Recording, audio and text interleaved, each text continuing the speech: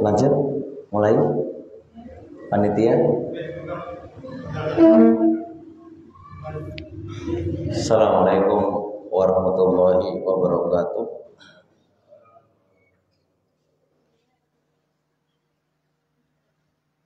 Alhamdulillah wassalatu wassalamu ala Rasulillah wa ala alihi wa sahbihi wa wala amma ba'd.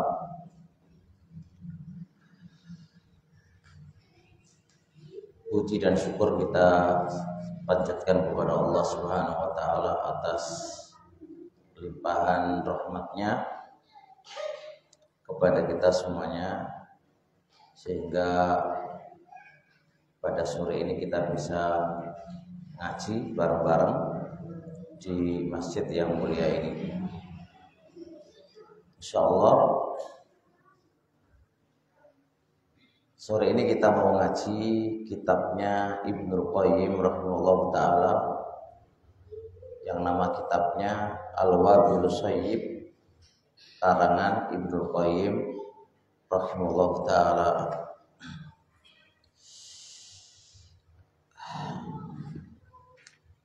Di bab awal beliau menjelaskan tentang unwanu sa'adatil abdi, tanda bahagianya hamba, wa alamatu falahihi fi dunyahu wa ukhrahu, dan tanda keberuntungan dia di dunia dan di akhirat. Itu terdapat pada apa? Jadi orang kalau pengen bahagia, pengen sa'ada, pengen beruntung, itu terletak di mana? Beliau menyebutkan terletak pada 3 poin. Orang kalau pengen bahagia, pengen beruntung, pengen sukses dunianya maupun akhiratnya, itu terletak di 3 poin. Jadi nggak perlu banyak apal 3 poin aja, insya Allah bahagia, insya Allah. Yang pertama,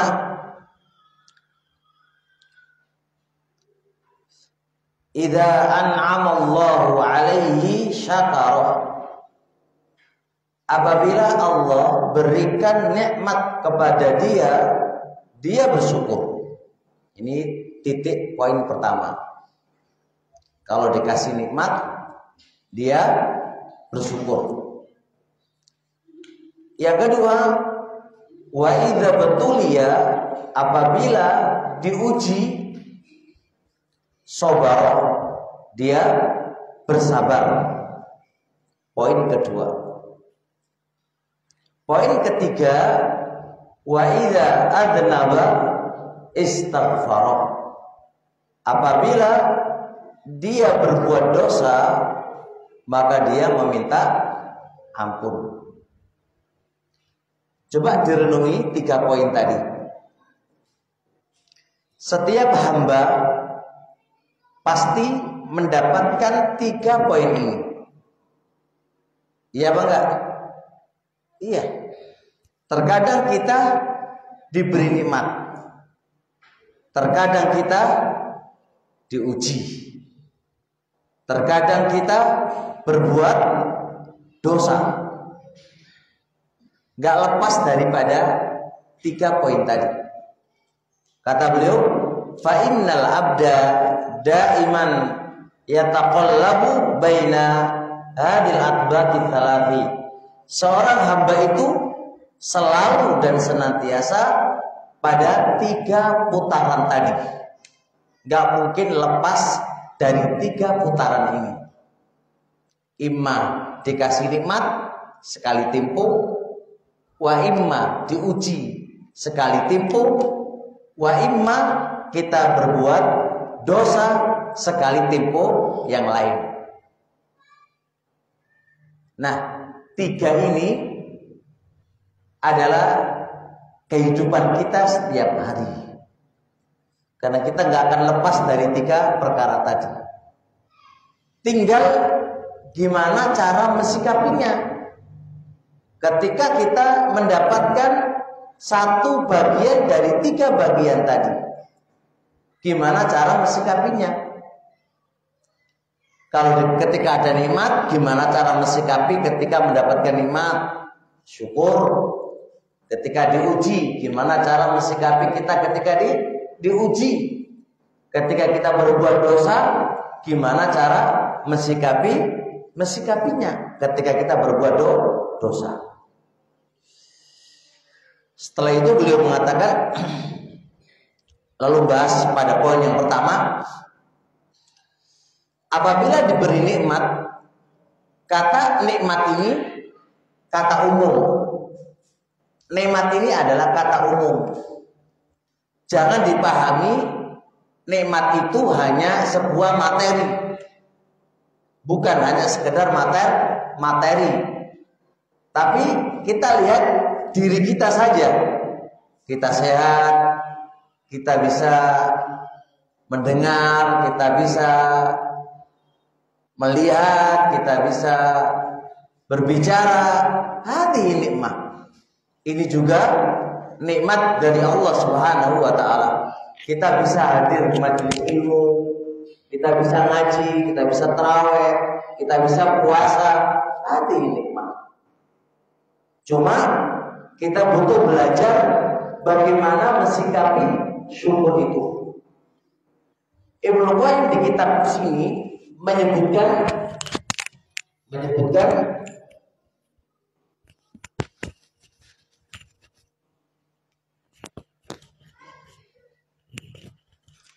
syukur itu ada 3 arkan di kitab Wadhus Sayyid.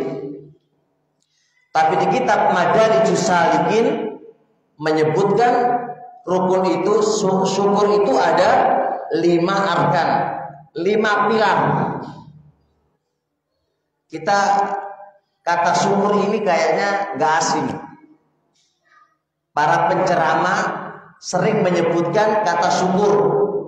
Ayo bersyukur, ayo bersyukur, ayo bersyukur. Tapi jarang disebutkan apa pengertian syukur. Dan pilar dari syukur itu ada berapa? Kita akan sebutkan di sini supaya kita benar-benar mensyukuri nikmat yang Allah telah berikan kepada kita.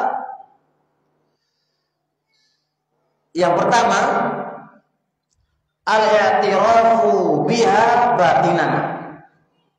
Secara batin, secara hati mengakui ini nikmat dari Allah. Ini nikmat dari Allah.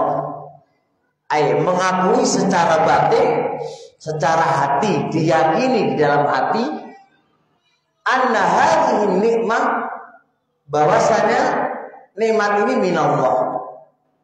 Yakini secara batin. Ini pilar pertama. Pilar kedua, wa tahaddutsu biha dhahiran. Secara lisan kita menceritakan ini nikmat dari Allah. Menceritakan ini nikmat datangnya dari Allah Subhanahu wa taala. Misal contoh, Anda ditanya, Dari mana HP ini? Anda alhamdulillah dapat HP baru misalnya. Dari mana HP ini? Jawaban yang pertama gimana? Rata-rata orang, ya dibelikan bapak saya, atau dari kerja saya. Kan begitu kan? Kemana Allah? Maka paling bagus adalah hadihi minallah. Ceritakan lisan kita dari Allah dulu. Hadihi minallah. Kemudian dibelikan bapak saya. Begitu seharusnya. Ibnu Qayyim banyak kitab menceritakan kesalahan orang, menisbahkan nikmat itu langsung ke dirinya atau ke orang lain, dan lupa kepada Allah Subhanahu wa taala. Maka beliau menjelaskan wa tahaddutsu biha dhahiran, menceritakan secara lisan bahwasanya nikmat ini itu dari Allah. Jadi kalau Anda sakit misalnya contoh, kemudian minum obat lalu Anda sehat, Anda ditanya, Anda sehat? Di dokter mana? Anda dibawa ke dokter, kok bisa sehat begini? Dipijet siapa? Kok bisa sehat? Anda pasti jawab, saya sehat dipijet si A. Saya sehat karena disuntik sama si A. Ya kan? Wa aina tahaddud? Manakah kata menceritakan ini dari Allah? Maka yang tepat hadihi minallah. Saya sehat dari Allah. Kemudian saya dipijet sama si A atau disuntik sama si A. Begitu seharusnya. Kita tidak terbiasa mengucapkan semisal ini karena bimbingan dari awal begitu kita. Dan itu sebuah kesalahan. Ustadz, apa nggak cukup di dalam hati? Kalau kita bilang saya dipijitin si A waras, kan dalam hati saya kan Allah gitu kan? Enggak. Ibnu Qayyim mengatakan tidak cukup al-i'tiraf, mengakui di dalam hati, enggak cukup.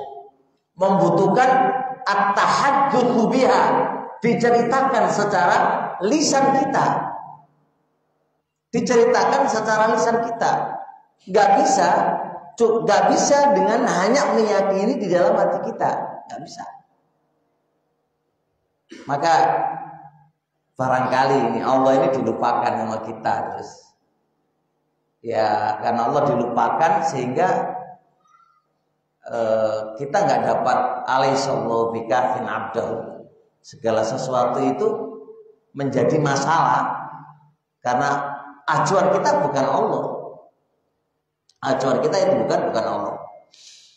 Tapi teman-teman semuanya, ayo kita rubah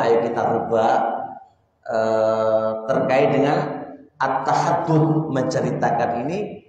Ya benar, semua itu adalah latar belakangnya itu makhluk yang menjadi sebab, iya. Tapi tetap secara lisan kita harus menisbahkan, menyandarkan nikmat tadi dari Allah Subhanahu wa taala. Misal contoh jenengan dapat warisan gitu kan, dapat warisan, Pak. Kok sugih awakmu gitu kan. Tiba-tiba omai gede iki tuku ngene.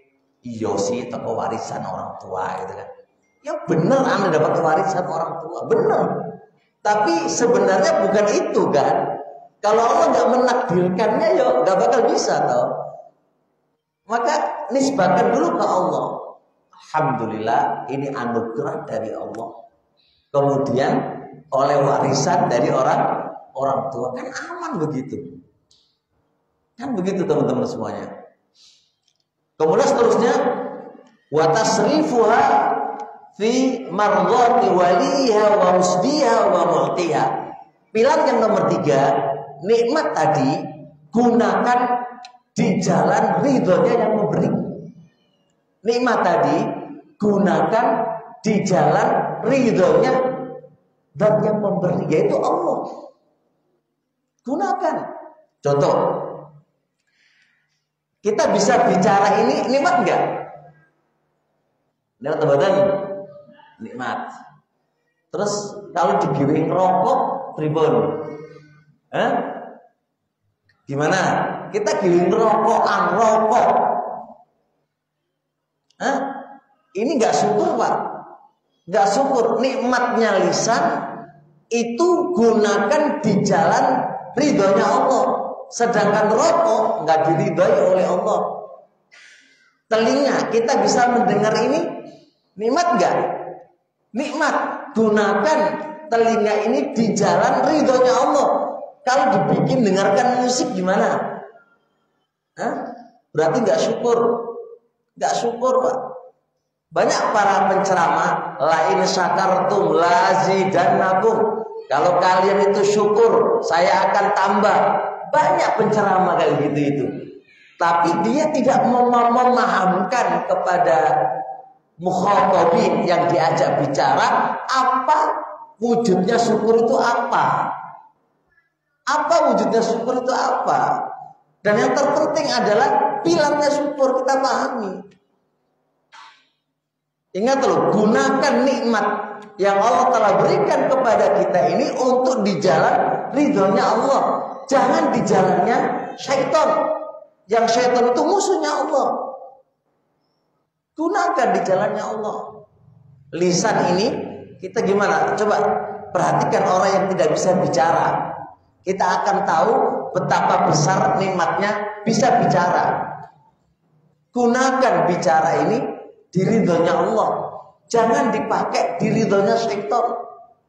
Jangan gibahin orang, jangan nyaci maki orang, jangan sampai ngerasani orang. Gunakan lisan ini di ridhonya Allah Subhanahu wa taala. Jelas nggih? Ini yang ma'ruf, Pak. Banyak para ulama nyebutin 3 pilar.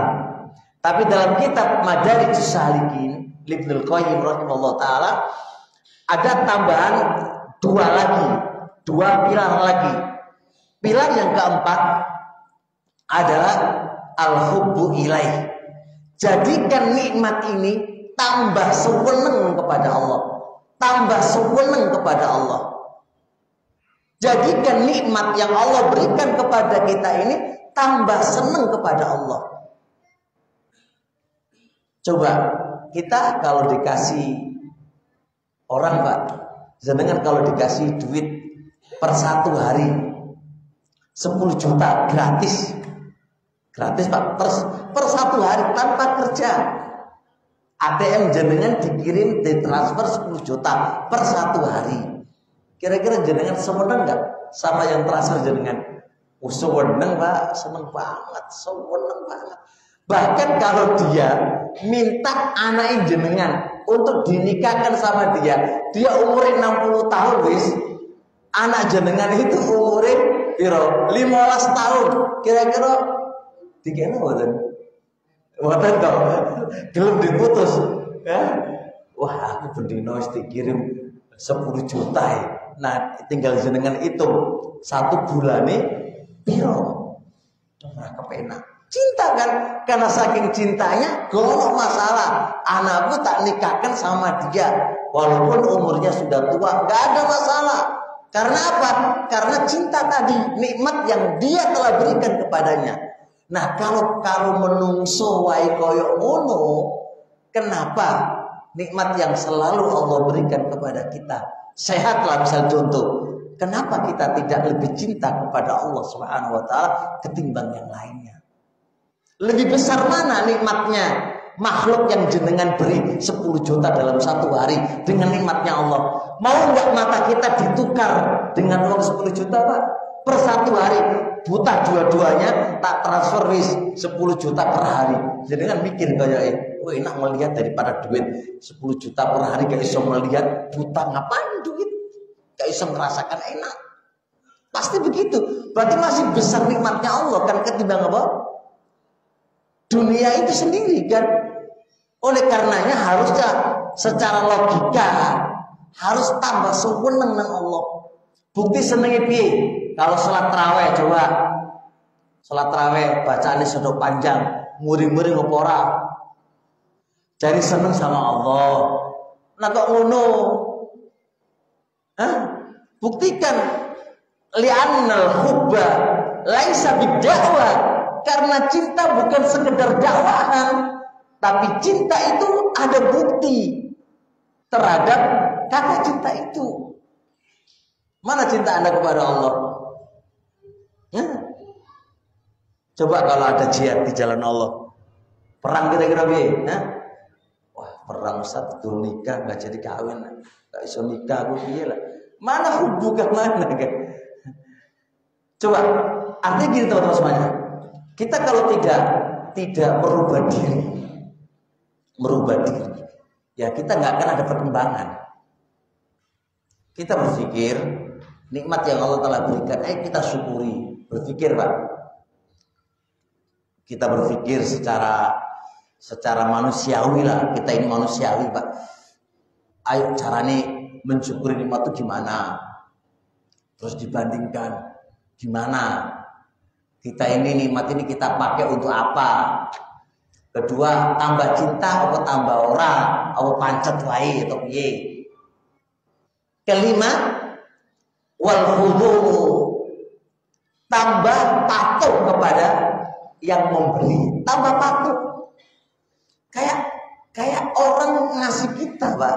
Orang ngasih kita, ngasih kebaikan kepada kita, ngasih dunia kepada kita, sedangkanlah patuh. Jenengan masuk perusahaan digaji per bulan 50 juta. Kira-kira jenengan patuh apa ora? Patuh. Mas, kesana Mas, siap. Jam 1 lembur Mas, siap. Siap tok wae. Orang kok enggak siap-siap tok wae. Lah kalau enggak, taruhannya kamu dipecat. Sedangkan gaji 50 juta per bulan. Siapa yang dapat gaji 50 juta per bulan, Pak? Nyalai presiden. Gak tahu gaji negara, orang ngerti ya. 30 juta berapa itu? Dia gak nyalai presiden lainnya. Nah, coba. Nikmat yang Allah telah berikan kepada kita, itu harusnya kita tambah patuh kepada Allah. Tambah patuh kepada Allah. Tambah tunduk kepada Allah Subhanahu wa ta'ala. Makanya secara kenyataannya, kita ini nikmat terus berjalan, dari detik ke detik, dari menit ke menit, dari apa? Dari jam ke jam, dari bulan ke bulan, dari tahun ke tahun. Piye ketaatan kita kepada Allah? Ayo kita koreksi masing-masing. Makanya kata beliau, fa'idha fa'ala dzalika faqad syakaraha. Barang siapa yang melakukan 3 pilar tadi, atau ditambahi 5 pilar tadi, maka berarti Anda bisa menjalankan rasa syukur kepada Allah. Itu pun ma'a taksirihi fi syukriha. Itu pun harus Anda meyakininya belum maksimal di dalam menjalankan rasa syukur tadi. Bahkan Anda sudah menjalankan 5 pilar tadi. Jangan udah jalani 5 pilar tadi. Jadi tetap Anda harus meyakini belum maksimal di dalam menjalankan syukur tadi. Omongnya wong sing ora tahu, gak iso jalankan pilar-pilar tadi. Piye? Wong saya lagi Pak. Ini kayak lecek ini Pak ini. Ya, Masya Allah. Jelas ini dulu pas lagi.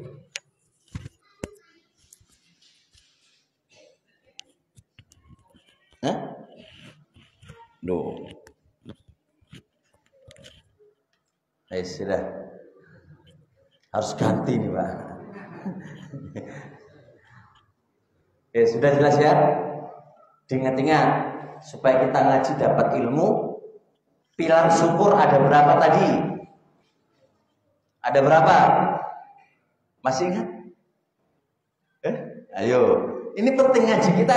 Ngaji ini dapat ini aja, masya Allah. Munir, Ustaz Munir, masih ingat nggak berapa apa pilar syukur tadi? Lupa, masya Allah. Anak ulang ya. Satu, diingat-ingat. Meyakini di dalam hati. Tuh, bahwasanya nikmat ini dari Allah. Di dalam hati Pak ya. Dua, diucapkan secara lisan, diceritakan orang lain atau diucapkan secara lisan ketika jenengan ditanya atau ketika jenengan sendirian. Jenengan sendirian nggak apa-apa. Alhamdulillah ya Allah sehat, pas mangan.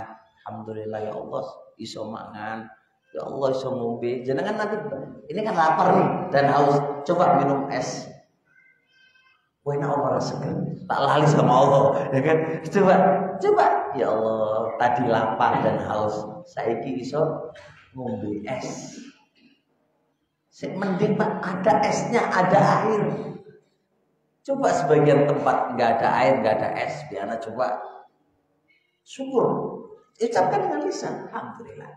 Ketiga, gunakan nikmat tadi di jalan Allah. Keempat, harus tambah cinta. Kelima, harus tambah tunduk. Itulah 5 pilar. 5 pilar bersyukur terhadap nikmat yang Allah Ta'ala berikan kepada kita. Bisa dipahami ya? Terusnya. Wa idza betulia, poin kedua. Apabila diuji Pak, maka dia bersabar.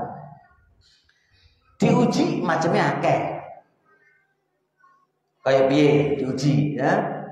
Diuji kere miskin wae serba kekurangan. Diuji oleh bojo elek. Terus diuji apa? Sepeda motor hilang. Diuji banyak ujian. Makanya beliau menyebutkan wa idza betulia tanpa menyebutkan naibul fa'il, tanpa menyebutkan objeknya maf'ulun bih. Itu maksudnya dalam ilmu balaghah itu artinya yufidu umuman, berfaedah umum. Bentuk apa aja Anda diuji. Bentuk apa aja kita diuji. Maka kunci ujian itu apa? Sabar. Maka dia adalah sabar. Sabar itu kata gak asing Pak. Semuanya ngomong sabar gitu kan. Tapi kita butuh belajar. Pilar sabar itu piye? Rukun sabar itu gimana? Kita butuh tahu. Sehingga kata Ibnu Qayyim, orang itu kalau sabar sesuai pilar-pilar yang telah diajukan, yang diterangkan oleh para ulama, maka ujian tadi itu menjadi kelezatan dan menjadi nikmat. Lepas lagi. Dia apa lagi ya? Apa memang gak cocok dengan bajunya, woy? Dia kata gini ya. Nanti suaranya gak anu, Pak. Gini. Yes, duh. Enggak, masalahnya ini Pak, enggak cengket loh ini. Nah, enggak bisa macet. Rusak itu. Gimana? Gini aja.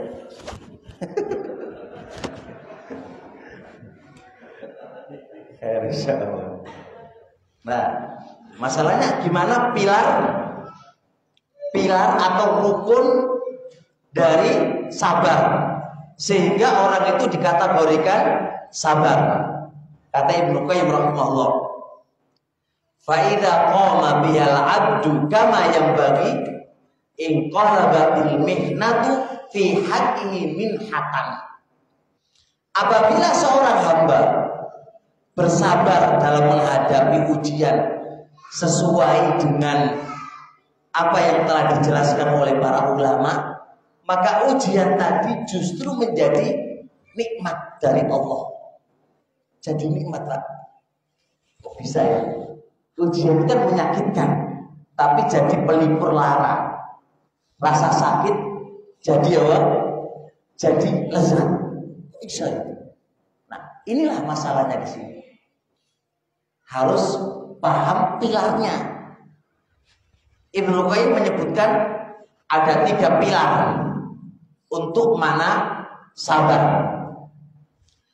Yang pertama adalah habsun nafsi anit tasakhuti bil maqduri.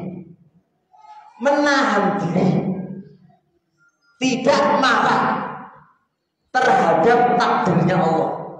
Ini kunci pertama, Pak. Ketika diuji, kita bersabar. Kuncinya sabar itu apa? Kita tidak marah terhadap takdir yang Allah telah tentukan kepada kita. Justru kita ridho dengan takdir yang Allah telah tetapkan kepada kita. Ini poin pertama. Jadi kalau Allah takdirkan kita kok miskin terus kita ridho dengan takdir yang Allah telah tentukan kepada kita, kita nyaman dan aman.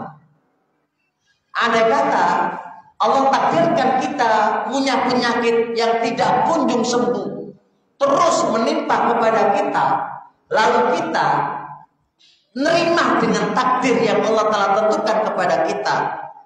Karena yang namanya takdir itu, ini adalah kehendaknya Allah. 2, ini sudah catatannya Allah. 3, ini sudah Allah yang menciptakannya. Ini Allah telah mengetahuinya. Maka kita akan nyaman, Pak. Apa yang terjadi pada diri kita itu Allah mengetahuinya. Bukannya Allah nggak tahu, Allah ngerti. Yang kedua, itu udah ditulis oleh Allah Subhanahu wa taala. Ketiga, itu udah dikehendaki oleh Allah Subhanahu wa taala. Keempat, ini adalah ciptaannya Allah. Allah yang menciptakan kayak gini ini. Maka dari situ kita gak akan marah dengan takdirnya Allah Subhanahu wa taala. Gak akan marah. Gak akan marah. Ujian apapun yang menimpa kepada kita dengan prinsip ini, ya insya Allah aman, Pak. Cuma ini teori ini gitu, tapi melakukannya yang susah, Pak. Karena iman dengan takdir adalah sesuai dengan iman Anda kepada Allah. Semakin kuat iman Anda kepada Allah, semakin gampang menerima takdir. Tapi iman Anda kepada Allah itu separuh-separuh atau lemah iman Anda kepada Allah, maka percaya menerima dengan takdir Allah itu juga susah. Maka ini semua adalah kuncinya di iman kita kepada Allah. Pilar kedua adalah habsul lisan anis syakwa. Menjaga lisan dari mengeluh. Gak usah ngeluh, Pak. Ngeluh tonggoni, aku mangan gak enak, ngeluh maneh. Mengeluh lagi di tonggoni maneh. Jadi uripe ku mek mengeluh wae nang orang-orang. Aku kesusahan, gak punya duit. Aku ngini, aku ngini, aku ngini. Mengeluh aja isinya. Ya wis, uripmu ya susah. Oh, namanya Anda mengeluh. Anda berdiskusi sama orang yang Anda harapkan bisa memecahkan boleh, tapi Anda tidak boleh mengeluh sama sekali dari ujian yang Allah ujikan kepada Anda. Tegarlah kepada Allah. Ketiga, habsul jawarih. Menjaga organ tubuh ini jangan sampai maksiat kepada Allah. Jadi ketika ada ujian itu tetap kita menjaga organ tubuh ini jangan maksiat. Tetap taat kepada Allah. Nah, 3 pilar ini kalau kita lakukan berarti kita itu sabar. 3 pilar tadi kalau kita lakukan, berarti kita bisa sabar. Nah, kalau sudah bisa sabar, ujian tadi bukan menjadi ujian, justru dia merasa nikmat dengan ujian tadi. Justru dia nyantai dengan ujian tadi. Justru dia bahagia dengan ujian tadi. Sekarang kita coba diri kita, Pak.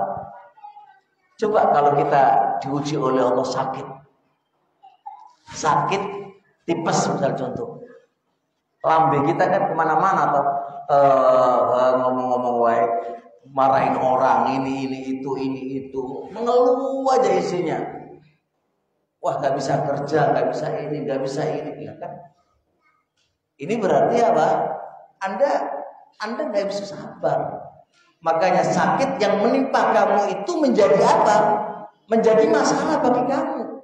Tapi ketika Anda diuji oleh Allah dan bisa sabar, itu kebahagiaan bagi kamu. Itu kebahagiaan bagi kamu. Coba Abu Bakar radhiyallahu taala anhu. Abu Bakar, Pak. Ketika beliau sakit, datang para sahabat yang lain. Beliau ditanya begini, aja atau bibun yu'ali juga, apakah telah datang seorang dokter yang mengobati kepada kamu? Qala, nah iya, dokter telah datang kepadaku dan melihat aku. Tahu nggak, Pak, dokter siapa itu, Pak? Bukan dokter beneran, Allah. Bener, Allah yang melihat kan? Iya enggak? Datang Allah melihat saya, iya. Terus bilang apa? Inni fa'alun lima yuridu. Kata dokternya, aku berbuat sesuka aku. Kata Allah. Bisa begitu, Pak? Bisa enggak? Ditanya gimana? Sudah datang dokter kepada kamu belum? Belum, gitu kan? Terus dia ngeluh terus, Pak. Nah, kalau Bakar enggak, udah datang terbelum, sudah. Bilang apa dokternya? Inni fa'alun lima uridu. Aku berbuat sekehendak aku. Jadi enggak mengeluh, Pak. Justru saya baca di tulisan Ibnu Qayyim itu, para salaf dulu itu justru pengen diuji, pengen sakit. Karena apa? Sakit bagi dia itu bisa ibadah. Justru enak. Kok bisa enak? Ketika kita biasa melakukan ketaatan di saat kita itu sehat, lalu kita sakit, itu kan diganjar pahala kita sebagaimana kita sehat. Walaupun kita nggak melakukannya kan, sebagaimana hadis Abu Musa al-Asy'ari. Maka mereka tinggal kuncinya sabar. Kalau sabar dinilai pahala. Gitu loh. Perhatikan, Pak, kata beliau begini. Ini penting. Ketahuilah bahwasanya ketika Allah menguji itu, fa innallaha lam yabtalihi liyuhlikahu. Ketahuilah, sesungguhnya Allah menguji kita tujuannya bukan untuk menghancurkan kita. Titik poin yang harus kita yakini, Allah menguji kita tujuannya bukan untuk menghancurkan kita. Titik yang harus kita pahami. Terus apa Allah menguji kita itu? Wa innama ibtarahu liyamtahina sabrahu wa ubudiyatahu. Karena Allah menguji kita itu tujuannya adalah menguji kesabaran kita dan menguji kesetiaan kita kepada Allah. Itu tujuannya Allah. Kita dites dulu, Pak.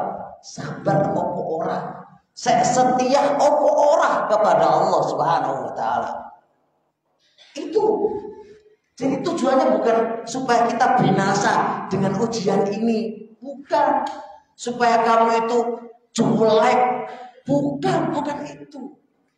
Tapi tujuannya adalah untuk ngetes, untuk diuji kesetiaan kita kepada Allah. Saya setia opo ora. iso sabar apa ora. Itu maksudnya Allah. Nah, di saat-saat kita mau naik kelas, kita nggak iso sabar, sudah Pak. Berarti kita nggak jadi naik kelas, justru hancur. Hancur. Nah, ini yang harus kita pahami. Jadi kita ayo berusaha sabar. Ketika ada ujian datang, kita berusaha sabar. Karena ini adalah sebuah tes, ya, pengabdian kita kepada Allah. Misal contoh, ada orang ini biasa terjadi Pak, baru hijrah gitu kan, dari dunia maksiat menuju dunia cahaya gitu Pak, diuji sama Allah, rezekinya macet, setiap orang itu. Justru kalau maksiat tambah wakil duitnya, tapi kalau tambah taat diuji sama Allah, sempitnya rezekinya. Bukannya Allah itu gimana sih Allah itu? Wah, kalau sudah hijrah di jalan kamu ya Allah, lah kok kayak gini gimana ini kan gitu kan? Bukan, Allah ngetes kamu. Anda masih setia nggak dengan disempitkan rezekinya, dengan dikasih sakit, dengan ada masalah sama keluarga kamu, dengan ada masalah sama orang lain, dengan ada masalah sama tetangga kamu, karena kamu menjadi hamba yang mentaati Allah. Didatangkan masail-masail bertubi-tubi di depan kamu. Allah bukan ingin menghancurkan kamu, bukan, tapi Allah mengetes kesetiaan kamu dan ubudiyah kamu kepada Allah Subhanahu wa taala. Itu pengennya Allah. Bahkan Ibnu Qayyim mengatakan begini, Pak. Ubudiyah, kesetiaan kita kepada Allah di saat diuji masih setia, itu tingkatannya tinggi ketimbang Anda beribadah kepada Allah di saat Anda itu senang. Dicontohkan oleh Ibnu Qayyim begini. Anda punya istri cantik dengan punya istri gak cantik. Gimana perasaan Anda dengan istri cantik itu? Tetap kamu jadi suami kan? Suami yang baik karena istri kamu cantik. Gimana kamu ketika dapat istri jelek? Apakah tetap Anda menjadi suami kamu? Menjadi suami yang terbaik untuk dia? Ini ujian Pak. Dari dua ibadah ini tetap berbeda. Kalau Anda dapat istri cantik menjadi suami baik, itu wajar, soalnya bujumu cantik. Tapi kalau dapat istri welek, gendut bisa, welek bisa, terus Anda tetap menjadi abdinya Allah, setia menjadi suami, itu bernilai tinggi. Karena ketika beribadah kepada Allah, di saat Anda diuji dan Anda bisa maksimal di dalam beribadah kepada Allah, itu berarti nilai tinggi. Orang kaya Pak, iso sholat di masjid rutin, wajar rusuki kok. Ya orang wajar, gak mikir dari duit. Nah orang becak kerjone melarat tenan iki. Iya kan? Terus saya iso sholat jamaah 5 kali dalam sehari rutin di depan. Itu berbeda nilainya dengan orang yang dimudahkan oleh Allah dengan rezekinya. Beda. Jadi ketika kita diuji, tetap komitmen menjadi abdinya Allah dan kesetiaan kita kepada Allah, karena Anda sekali lagi diuji dan nilai ubudiyah Anda akan tinggi kalau Anda tetap menjadi abdinya Allah Subhanahu wa taala. Bisa dipahami enggak ucapan Ibnu Qayyim ini? Paham nggih? Jelas. Tinggal nglakonane Pak. Iso porai. Rata-rata kalau sudah diuji oleh Allah itu pengen muring wae. Itu masalahnya kita di situ. Kita nggak sabar dalam menghadapi ujian yang Allah telah berikan kepada kita. Kata beliau, fa idza kana 'abdan lillahi fil halaini qa'iman bihaqqihi fil makruhi wal mahbubi Fadzalikal ladzi yatanawwalu qauluhu ta'ala alaihi sallallahu bikafin 'abdahu. Apabila seorang hamba tetap menjadi abdinya Allah di dalam dua keadaan tadi, keadaan diberi nikmat dan keadaan diuji, tetap menjalankan hak-haknya Allah di saat dia senang dan di saat dia susah, maka orang semisal ini mendapatkan keutamaan firman Allah Subhanahu wa taala, alaihissallahu bikafin 'abdahu. Bukankah Allah itu sudah cukup bagi hambanya? Gelar ini Pak, enggak susah Pak, enggak mudah kita raih Pak. Bukankah Allah itu sudah cukup bagi hambanya? Sebagai penolongnya, sebagai pemberi rezekinya, sebagai pemeliharaannya, semuanya cukup Allah sebagai apa? Cukup Allah sebagai cukup Allah adalah untuk hambanya, cukup Allah pokoknya. Kenapa dalam setiap masalah terjadi pada diri kita sempat goncang, koyoke gimana? Karena masalahnya ubudiyah kita kepada Allah nggak benar. Kalau ubudiyah Allah itu benar, segala macam urusan yang menimpa kepada kita itu sandaran kita itu Allah. Hati kita tetap nyaman dan aman karena Allah akan menolong kita. Kita yakin Allah itu maha segala-galanya untuk kita. Kita yakin Allah itu maha kuasa atas kita semuanya.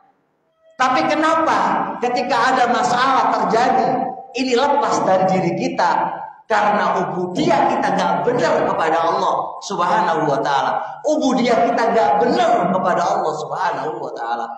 Makanya kita gak mendapatkan alaihissallah. Bukankah Allah? Ini ingkari Pak.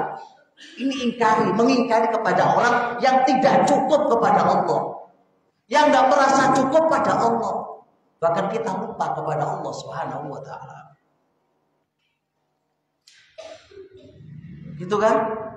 Kenapa ketika ada masalah otak kita harus, contoh ini Pak, Allah takdirkan ini, kita ngaji sepeda motor hilang, kita pasti mengutamakan teori dan akal, lupa dengan Allah Subhanahu wa ta'ala.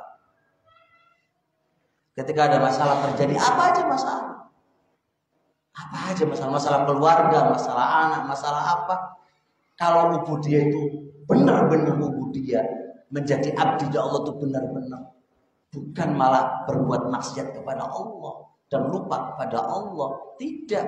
Alaihissallahu bikafin 'abdahu. Apakah Allah itu gak cukup untuk hambanya?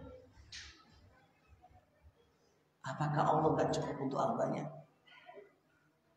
Allah Rabb kita, Allah penolong kita, Allah yang menyembuhkan kita, bukan yang lain Pak. Bukan yang lain. Bukankah Allah yang menyelesaikan urusan-urusan kita? Kan Allah. Kemana kita ini? Dari Allah Subhanahu wa ta'ala. Ini beliau menyebutkan ubudiyah kita kepada Allah. Ayo kita perbaiki dalam dua keadaan. Saat senang, di saat dapat nikmat kita bersyukur, di saat diuji kita bisa sabar. Dan itu sama-sama ubudiyah kita kepada Allah Subhanahu wa ta'ala. Sama-sama jadi abdinya Allah Subhanahu wa ta'ala. Kemudian yang ketiga, masih kurang berapa menit?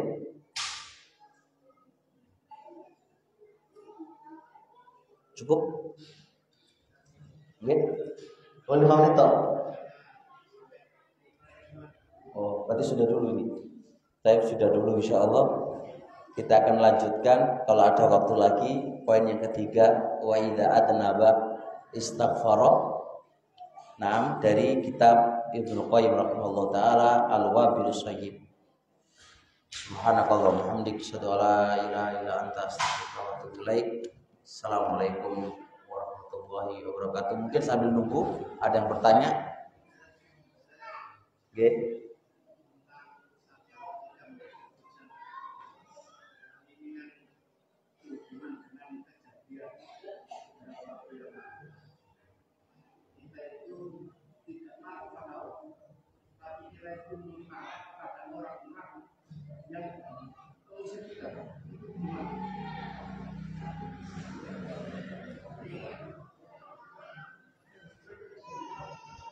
Enggak marah sama Allah, tapi marah kepada orangnya.